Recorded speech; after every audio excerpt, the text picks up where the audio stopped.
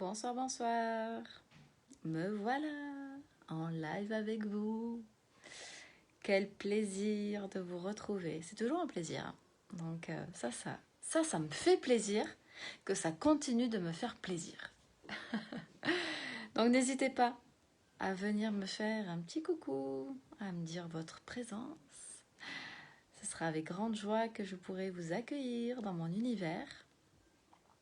D'ailleurs, coucou Marceline, coucou Pierre. Pour ceux qui ne me connaissent pas et qui arriveraient dans mon univers par hasard. Je m'appelle Marie Zolé. Je suis accélératrice de croissance et je vous permets d'évoluer vers votre propre définition de la réussite.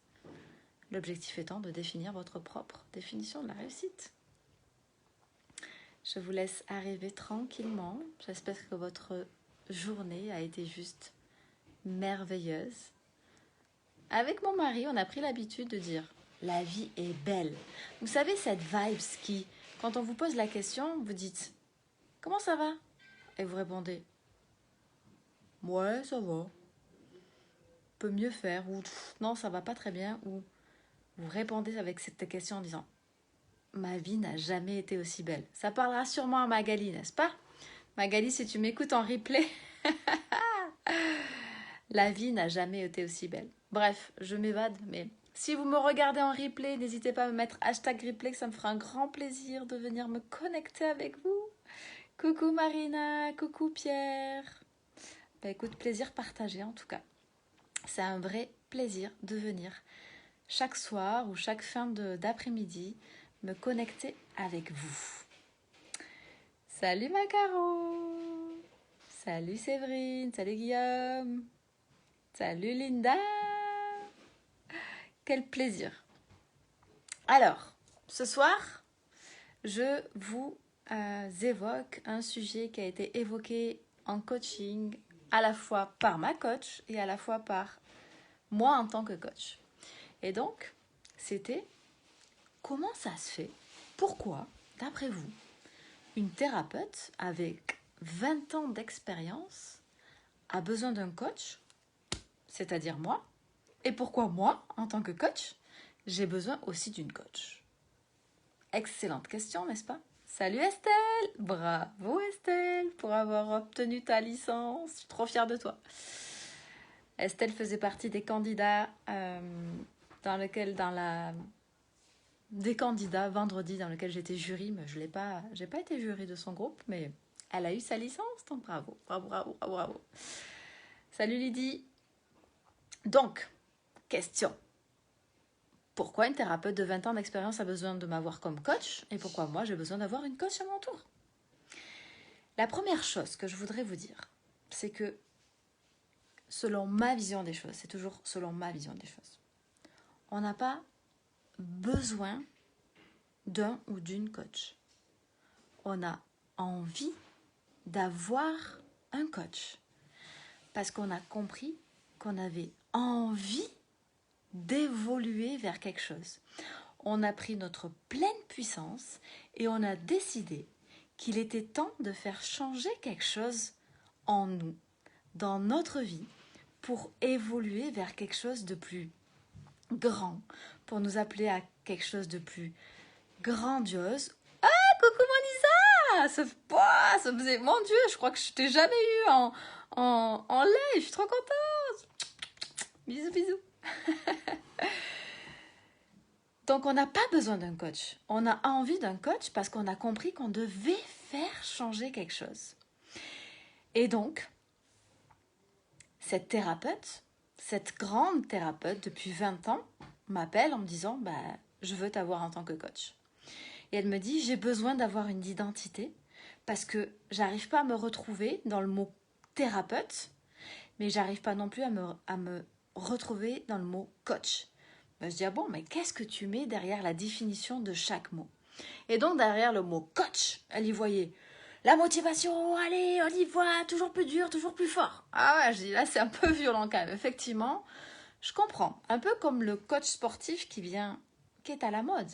Donc, du coup, on voit le mot motivation. Et je dis, mais qu'est-ce que tu y mets derrière le mot thérapeute?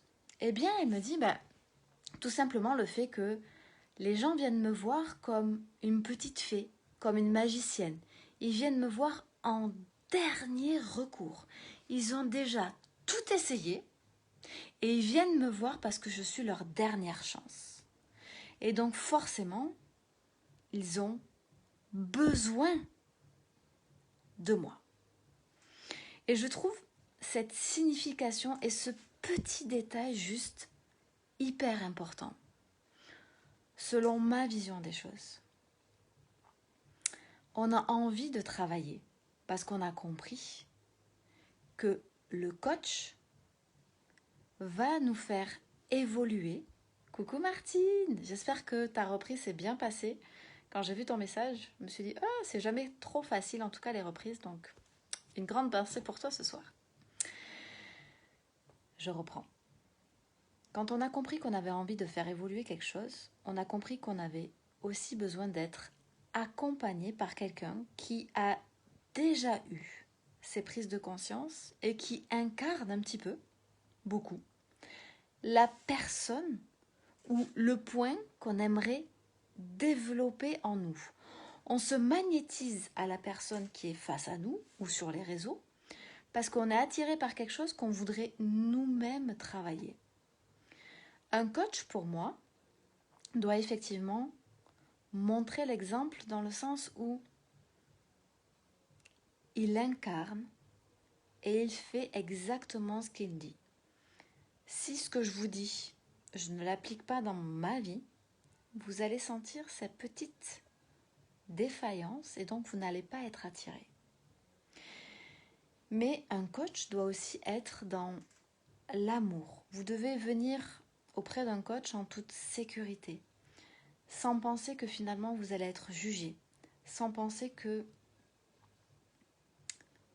vous allez être pointe du doigt, qu'on va appuyer sur votre faiblesse et vous dire « Tiens, tu dois changer ça ». Non. Vous savez, avant même de venir, ce que vous devez changer, mais vous ne savez pas comment faire. Et donc, vous avez besoin d'être accompagné par une personne qui a passé déjà cette étape. Souvent, on pense que le coach est là pour vous donner de la motivation. Pas du tout. Le coach est là pour vous faire prendre conscience, parce qu'il a déjà vécu ça, vous faire prendre conscience des blessures qui sont en vous, des croyances, de ce qui vous bloque, pour vous aider à les regarder en face.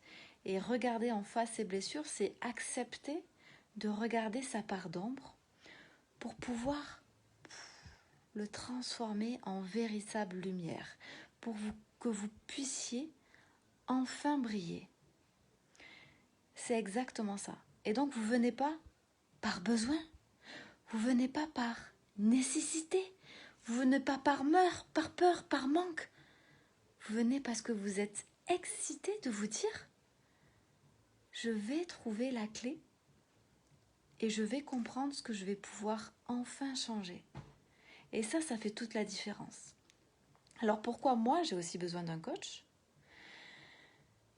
Parce que quand on a besoin de changer quelque chose, quand on a cette envie d'évoluer, de croître, parce que nous sommes des êtres d'évolution,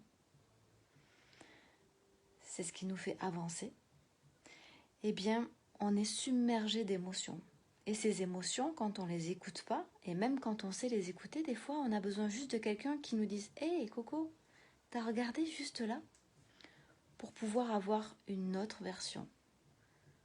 Ma coach me disait « C'est comme une boule à facettes.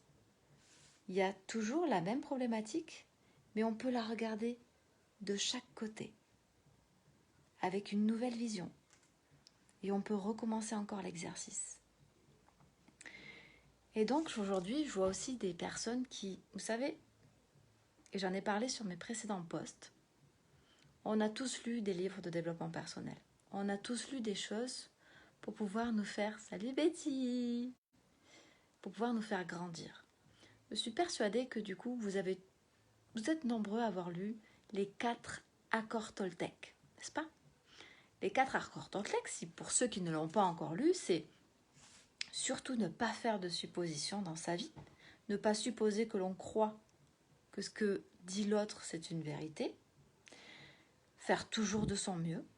Et donc, c'est souvent en PNL ce qu'on appelle l'excellence, mais l'excellence, c'est donner le meilleur de soi-même, tout simplement. Et donc, souvent, il y a des connotations dans les mots qui sont « Salut Eric !»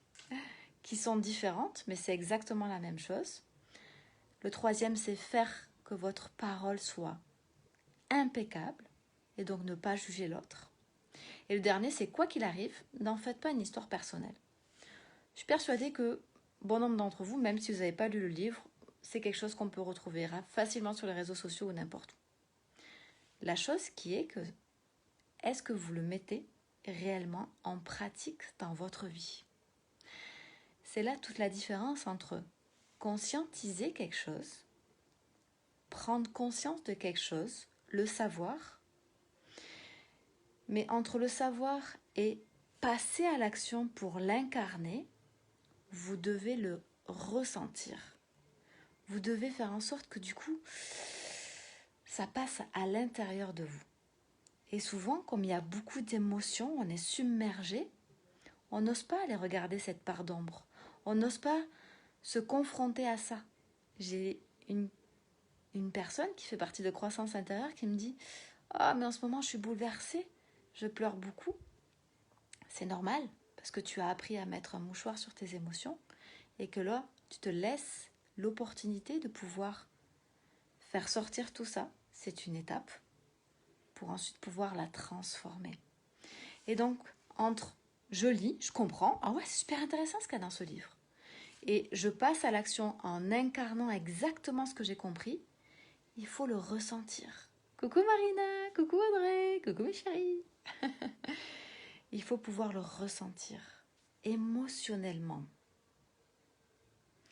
Et ça fait toute la différence entre je travaille sur moi, je travaille, je fais des exercices et je le ressens tellement qu'ensuite je vais pouvoir le vibrer. Et ce qui est drôle, c'est que cette personne-là, par exemple, cette thérapeute de 20 ans, qui est juste une femme juste exceptionnelle, c'est une personne qui finalement a peur du rejet. Le rejet, c'est quoi? C'est finalement, on a peur que les autres nous disent non. Non, je ne veux pas t'aider. Et le non, je ne veux pas t'aider, c'est je ne suis pas aimée. Et souvent, on a souvent une blessure qui est liée à ça.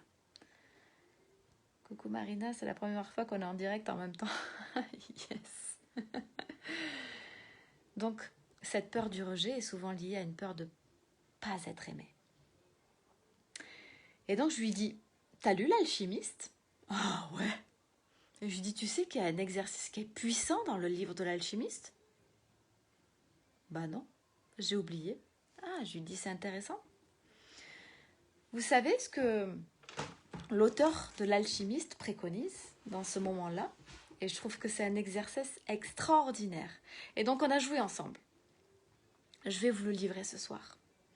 Quand vous avez peur du rejet et que vous avez peur qu'on vous dise non, je vous propose à vous aussi de faire ce petit exercice.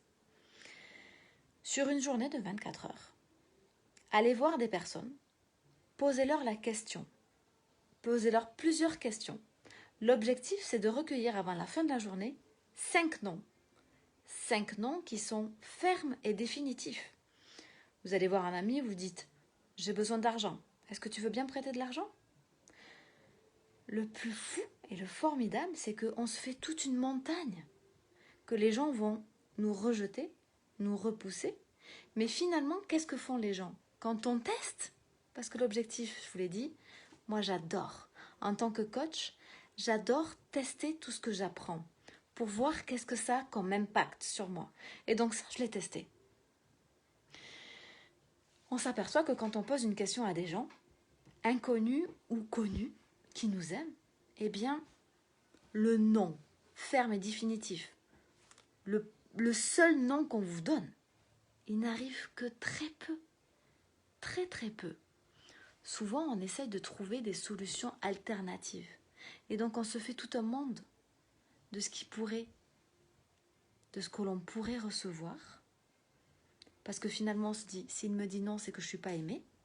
Alors qu'on se rend compte que la réponse que les gens finalement nous donnent, c'est « Écoute, je ne peux pas répondre de suite à ta requête, mais peut-être que je peux te donner une autre chose. Tiens, je peux te donner une autre solution. » Et parce qu'on a de la considération, parce qu'on se sent écouté, on se sent aimé. Et donc, essayez cet exercice. C'est formidable parce qu'il est dans un livre de développement personnel. Il est dans un livre qui relate une histoire qui est vraie. Et finalement, personne ne le fait. Un coach est là pour tester dans sa propre vie tout ce qu'il est en train de lire, d'apprendre. Ça, c'est ma vision des choses. Pour pouvoir, en coaching, en enseignement, et c'est pour ça que moi j'adore l'enseignement, mon objectif principal en tant que coach, c'est pas faire en sorte que je vienne mettre un pansement sur votre blessure. C'est que je vienne de manière simple, avec mes propres mots, vous donner des exemples, vous donner des choses pour avancer vers une totale indépendance et une totale compréhension de qui vous êtes, pour que vous puissiez à votre tour incarner, transformer et être la personne que vous avez envie d'être. Moi, j'adore ça. J'aime pas juste vous résoudre une problématique sur le moment. J'adore vous apprendre. Donc, essayez cet exercice, ceux qui ont peur du rejet, parce qu'il est juste extraordinaire. Et ce qui est drôle, c'est qu'elle m'a envoyé un message tout à l'heure en me disant « C'est quand même dingue. Je suis allée chez le médecin, je lui ai dit « Est-ce que je peux enlever mon masque ?» Elle me dit « Franchement, je pensais qu'à 99%, elle m'a pas dit 99%, mais je pensais qu'il allait dire non. » Et il a dit oui. Et bien souvent, quand on est dans le jeu, parce que du coup, je lui ai dit, on va le prendre comme un jeu, on va s'amuser toutes les deux, on va faire en sorte que du coup, on décontracte un petit peu tout ça.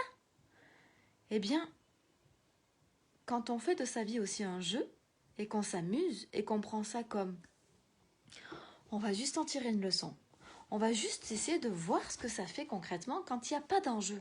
Parce que le pire, c'est quand on a un enjeu. Mais quand on s'aperçoit que finalement, quand on fait les choses, qu'on n'a pas de nom, eh bien, ça nous permet d'oser passer à l'action, même quand on a un enjeu. Et du coup, de se dire, peu importe ce qu'il arrive, peu importe, je sais que je serai toujours aimée, et que dans tous les cas, même si j'ai un nom, ce n'est pas relatif à moi, et ça fait toute la différence. Donc c'est drôle, parce que finalement, une thérapeute qui a 20 ans d'expérience a besoin d'une coach comme moi pour une prise de conscience, pour lui faire voir les choses de manière différente, pour voir ce petit millimètre, même en tant que thérapeute, de dire « Hey, tiens, tu l'as essayé comme ça ?» Ah non. Effectivement, je l'ai fait, mais pas complètement. Et donc le processus n'est pas finalisé. Et pourquoi moi j'ai besoin d'une coach ? Eh bien parce que tout simplement, de la même manière, je suis submergée souvent d'émotions, que j'ai besoin de quelqu'un pour pouvoir... J'ai envie de quelqu'un. J'ai envie de quelqu'un pour pouvoir faire en sorte qu'elle puisse me faire prendre conscience, moi aussi, de ce que je n'aurais pas vu pour évoluer, pour croître. Parce que moi, j'ai décidé de transformer les choses par envie et pas par besoin, pas quand c'est trop tard. Coucou ma Sarah! Salut Christophe! Bon, je n'en serai pas ce soir, mais regarde, je suis sur une chaise, donc voilà, c'était le sujet de ce soir du live. Pourquoi une thérapeute de 20 ans a besoin d'une coach comme moi et pourquoi moi, en tant que coach, j'ai aussi besoin d'une coach. Et j'ai promis, parce que ce soir, je suis passée voir une amie, parce que mon mari était parti en soirée. Donc, j'ai quand même une question existentielle avant de finir.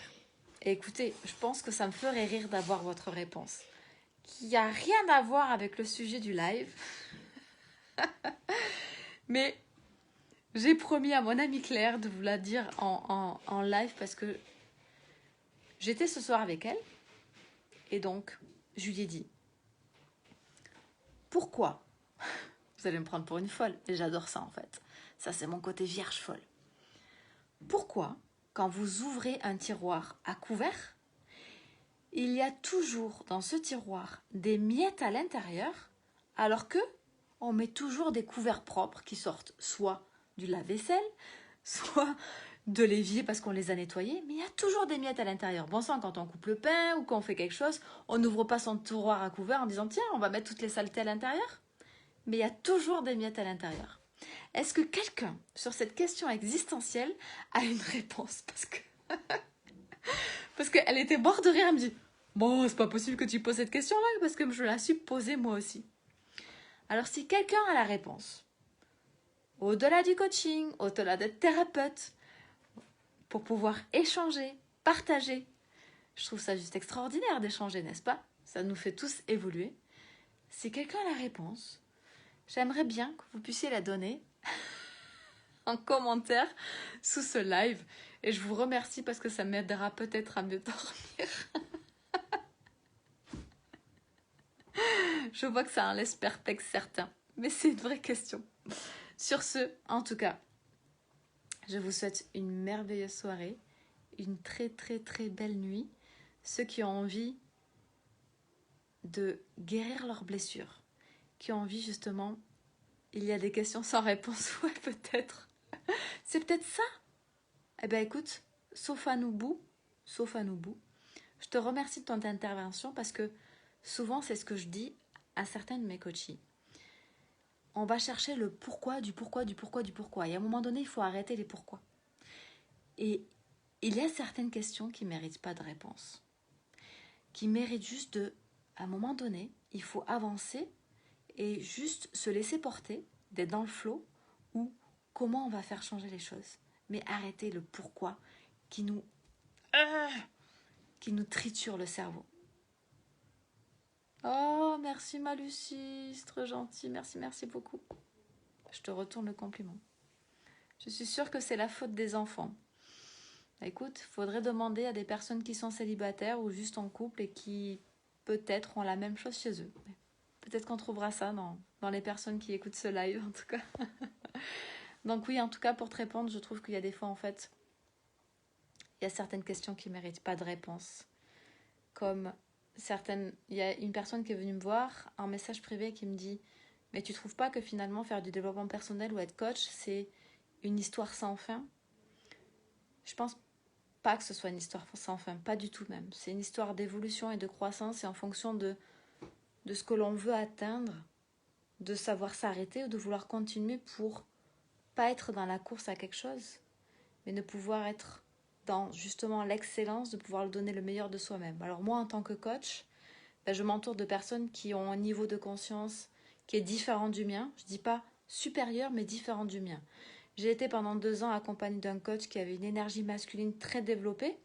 Et donc, Max Piccinini, je le remercierai déjà toute ma vie de l'avoir eu en tant que coach, de l'avoir eu en tant que mentor, d'être dans ses masterminds et dans l'ensemble de ses séminaires. Il m'a permis de développer encore plus cette énergie masculine qui est essentielle pour passer à l'action et pour pouvoir faire transformer les choses.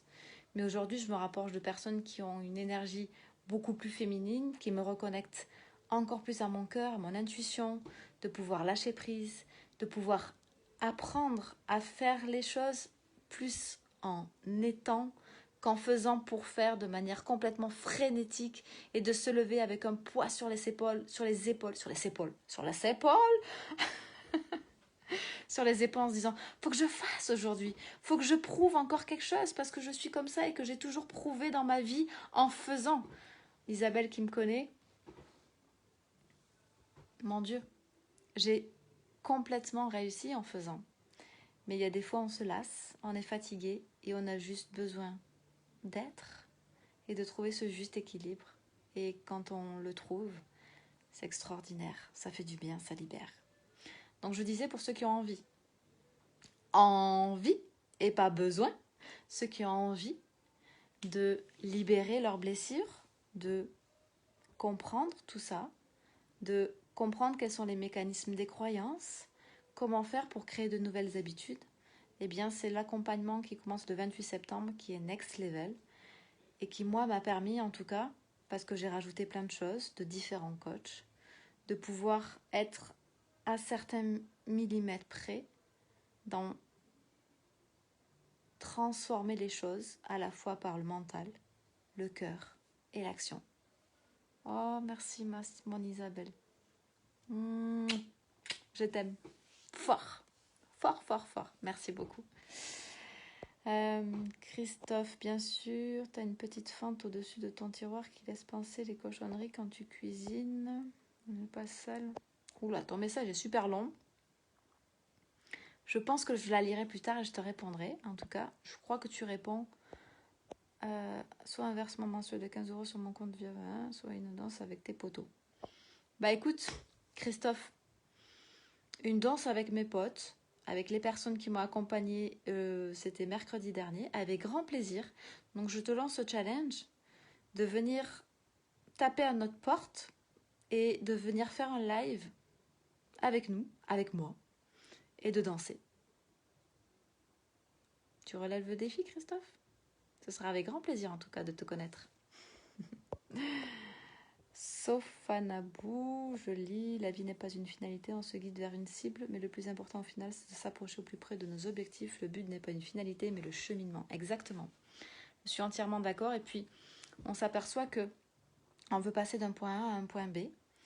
Le plus important, c'est le chemin, parce qu'au fur et à mesure où vous avancez, vous apercevez que ce point B devient juste, limite des fois, obsolète, qu'on passe à un nouvel objectif parce qu'on grandit en avançant petit à petit sur le chemin. Et donc forcément, on grandit, on a de nouveaux besoins, de nouvelles envies, et donc ce point B devient juste différent. Et c'est pas courir après quelque chose. Tiens, c'est bizarre. Siri s'est mis en route, c'est quand même drôle ça. C'est pas comme différent. Il faudrait que je comprenne pourquoi Siri s'est mis en route quand j'ai mis le mot différent.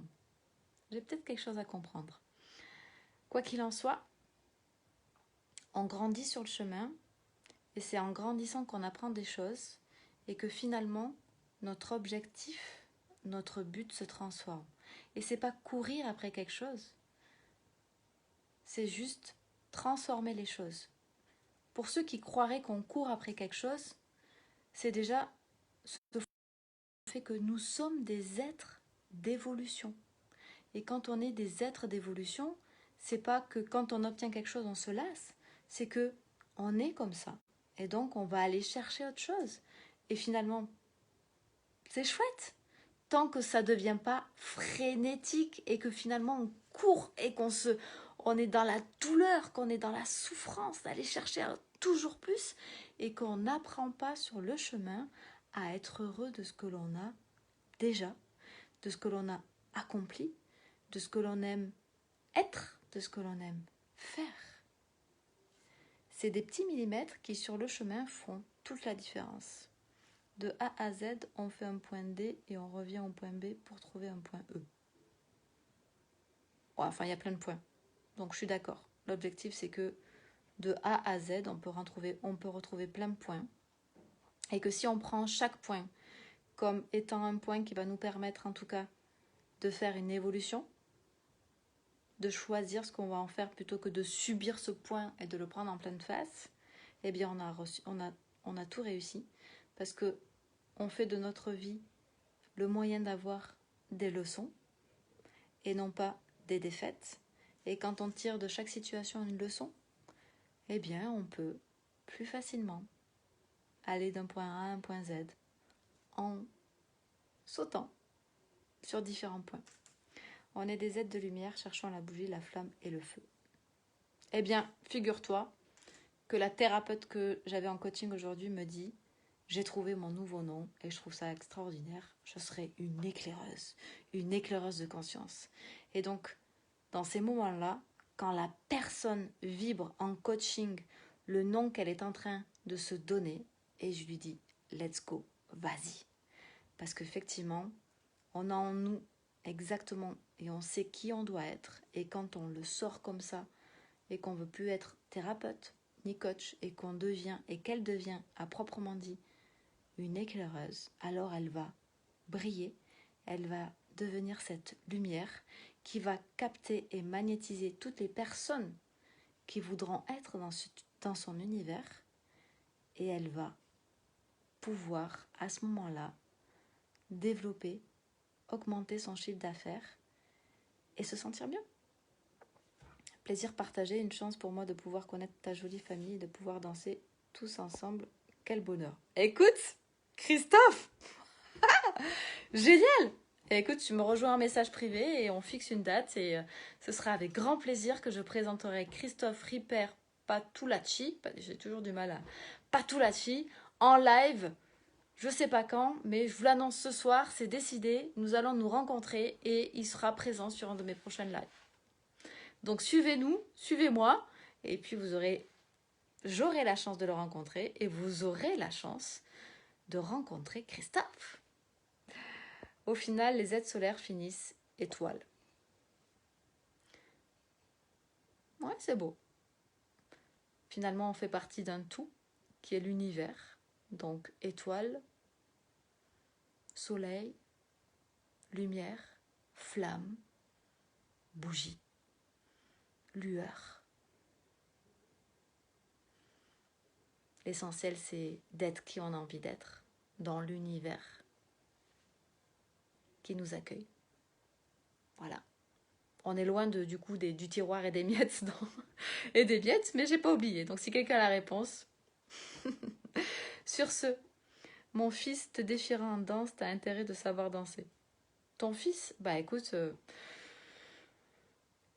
j'aime les défis, donc soyons fous. Allez. Au pire des cas, n'ayons pas peur du ridicule, n'ayons pas peur du rejet, n'ayons pas peur que les autres nous disent qu'on danse mal. L'essentiel, c'est quoi?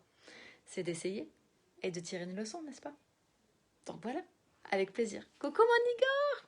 J'espère que la roundtable s'est bien passée, que vous avez passé 2 magnifiques journées.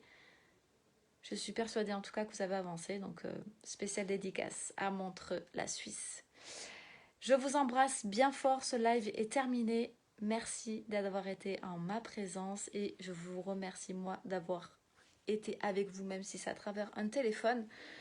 C'était un honneur pour moi. Je vous souhaite une merveilleuse nuit, de passer et ayez de très beaux rêves et je vous dis à demain parce que c'est le challenge et parce que j'ai envie, parce que j'ai vraiment envie. Bisous.